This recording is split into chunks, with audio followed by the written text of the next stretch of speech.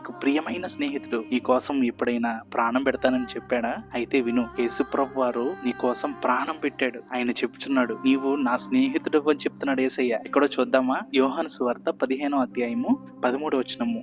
తన స్నేహితుల కొరకు తన ప్రాణము పెట్టేవాని కంటే ఎక్కువైన ప్రేమ గలవాడెవడునూ లేడు. నేను మీకు ఆజ్ఞాపించి వాటిని చేసిన ఎడల మీరు నా స్నేహితులై యుందురు. యేసుప్రభు చెప్తున్నాడు, మీరు నా స్నేహితులై యుందురు. నీతో ఎంత స్నేహంగా తిరిగినా గానీ, నీతో అన్ని షేర్ చేసుకున్నా గానీ, నీతో అన్ని విషయాల్లో నీతో పాటు తిరిగినా గానీ కోసం ప్రాణం పెట్టాడు. కానీ యేసయ్య నీ కోసం ప్రాణం పెట్టాడు. ఆయన ఏం చెప్తున్నాడు తెలుసా? నీవు నా స్నేహితుడు అయ్యిందు అని చెప్తున్నాడు. ఎందుకని? యేసయ్య మాట మనం వినాలి.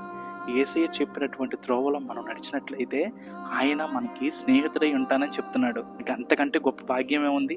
దేవాది దేవుడు కోసం రక్తాన్ని చిందించి పాపాలన్నింటినీ క్షమించి మన కోసము ఆయన నిత్య రాజ్యాన్ని ఏర్పాటు చేసి మన స్నేహితులుగా ఉండాలని ఆశపడుతున్నప్పుడు ఆయన చెప్పిన త్రోవలో నడవటం పెద్ద కష్టమేం కాదు. చిన్ని మాటలను దేవుడు దీవించును గాక.